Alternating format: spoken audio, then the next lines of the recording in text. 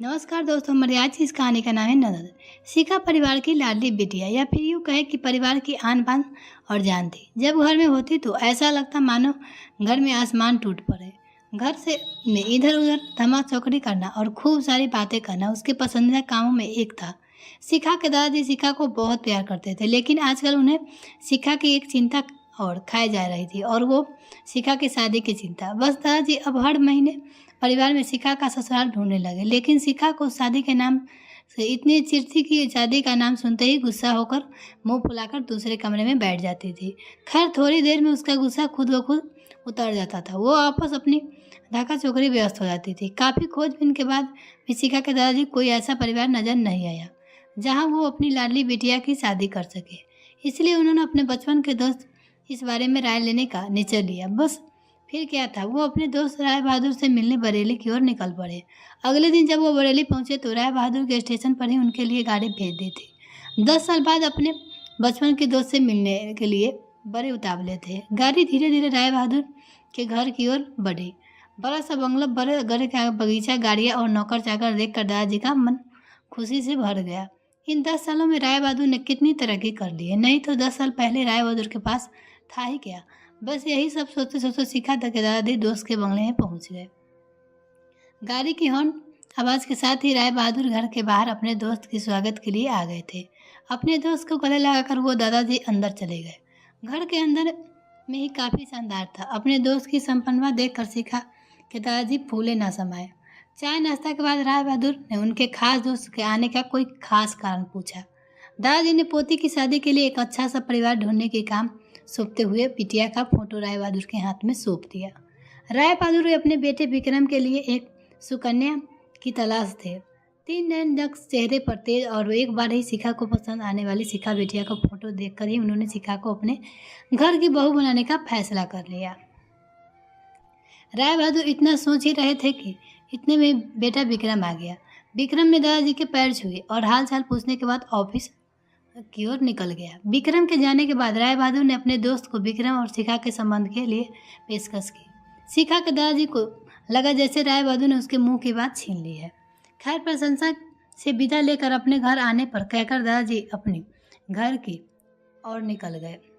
विक्रम की शिखा बहुत पसंद थी, लेकिन विक्रम की माँ विक्रम की शादी अपने से बड़े घर में करना चाहते थे। लेकिन विक्रम के मनाने पर वह मान गई और तय समय पर विराम पर शिखा की शादी हो गई। ससुराल में शिखा के सास ससुर, विक्रम के बड़े भैया भाभी और शिखा की एक उम्र की ननद थी रागिनी। अपनी सादगी और सबका ख्याल रखने वाली के कारण शिखा घर में सबको दिलों पर जगह बना ली। लेकिन अपनी तमाम कोशिशों के बाद अपनी सासू माँ का प्यार पाने के असफल रही। वो शिखा के हर कामों में कुछ न कुछ गलती निकाल देती थी। अपनी शादी की रात हुई विक्रम ने शिखा को साफ साफ कह दिया था कि घर के किसी भी मामले में बिल्कुल नहीं बोलूँगा, ना तो मैं किसी बात पर माँ से बहस करूँगा और ना ही तुम्हारे साथ दूंगा। तुम्हें अपनी समझदारी से ही काम लेना होगा।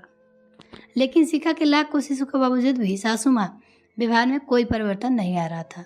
शिखा के ननद जरूर उसकी माँ से शिखा के भाभी के प्रति इस तरह के व्यवहार से उलझ जाती थी, लेकिन उससे भी केवल बात बढ़ने के अलावा कुछ नहीं होता था। इसी तरह करीब 1 साल निकल गया। शिखा और विक्रम को जुड़वा बेटियां हुई। यह समय शिखा के लिए अग्नि परीक्षा का समय था। शिखा का दर्द शिखा के लिए आंसू बन गया था।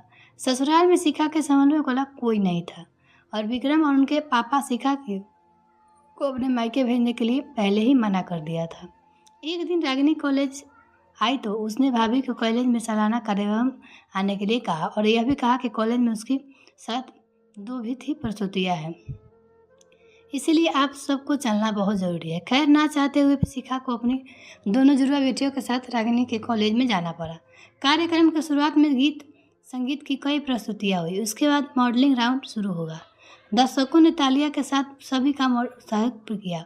मॉडलिंग में रागिनी ने भी हिस्सा लिया था। आखिरी राउंड में रागिनी के साथ 4 और लड़कियां सेलेक्ट किए गए थे, जहां सभी जज द्वारा एक एक सवाल पूछने से विजेता घोषित करना था। सवाल जवाब का दौर शुरू हुआ। इसी कड़ी जज साहिबा ने रागिनी से सवाल पूछा, अगर घर में तुम्हारी माँ और भाभी में से किसी एक का साथ देना हो तो तुम किसका साथ दोगी? पूरे सदन में खामोशी छा गई। सभी रागिनी का जवाब देने की प्रतीक्षा कर रहे थे। तभी रागिनी ने थोड़ा आगे बढ़कर कहा, अगर भाभी सही हो तो अपनी भाभी का। जज सभ्यों ने पूछा क्यों? रागिनी ने जवाब दिया क्योंकि मुझे भी कल किसी के भाभी बनना है। जवाब सुनते ही पूरे सदन में तालियां गूंजी। सभी रागिनी की सोच और उसके सटीक जवाब की प्रशंसा कर रहे थे। रागिनी को विजेता घोषित किया गया। पुरस्कार लेने से पहले रागिनी ने सभी से कुछ कहने के लिए माइक थामते हुए कहा, हर बेटी अपनी माँ से बहुत प्यार करती है और माँ भी अपनी बेटी से दिल से सबसे करीब होती है। इसी तरह हमारे घर की बहुएं भी तो किसी भी बेटियाँ हैं। आज हम किसी भी बेटिया को कल से किसी भी भाभिया को और बहू वो बनाएंगे। अगर कल ही हम दुख होगा तो हमारी माँ को भी दुख होगा, और इसी तरह हमारे घर की बहू को दुख हुआ तो उसकी माँ को भी दुख पहुँचेगी। और इस दुनिया में किसी भी इंसान को किसी का भी माँ को दुख दुखाने पहुँचाने का कोई हक नहीं है। इसलिए हर सास अपनी बहू को अपनी बेटी समझे तो आगे चलकर उनकी बेटी भी खुश रहेगी। रागिनी ने इतना कहते हुए पूरा सदन एक बार फिर से तालियों से गड़गड़ाहट से गूंज उठा। मिलते हैं फिर नेक्स्ट वीडियो, तब तक के लिए bye. Thanks for watching this video.